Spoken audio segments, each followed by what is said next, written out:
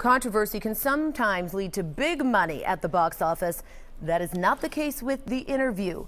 The movie won't be in your local theater anytime soon. The story has been developing throughout the night, and Chris Cannon has the latest. Jessica, first, the premiere was canceled. Then theaters refused to show the movie. All of this after a group hacked Sony Pictures and promised terrorist attacks if The Interview ever made it to the big screen.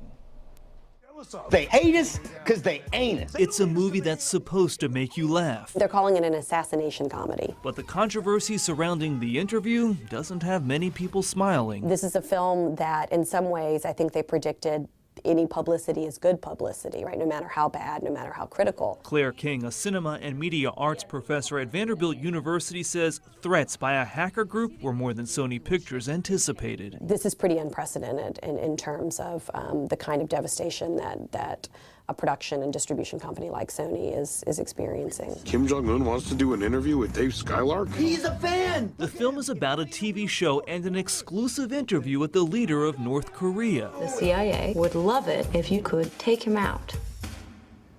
The storyline led to terrorist threats against theaters who allowed The Interview to play on Christmas Day, an attack on the level of 9/11. So whether or not the threats are credible, I think doesn't matter, because clearly they've tapped into a really a big anxiety for American consumers and moviegoers. The nation's 5 largest movie theater companies decided they would not show the movie. That's half the screens in the nation, including all Regal Entertainment and Carmike Cinemas in our area.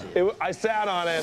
Controversy and the threats led Sony to cancel the comedy's release altogether. This is a nail in the coffin of this film, if not Sony more largely.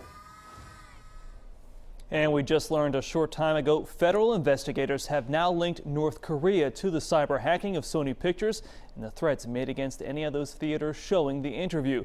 The federal investigation into this continues. As far as the movie coming out on DVD or a video-on-demand service, Sony says it has no further plans to release the movie.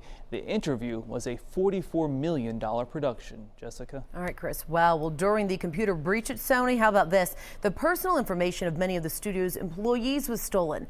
Several people have already filed lawsuits against the company for not protecting them.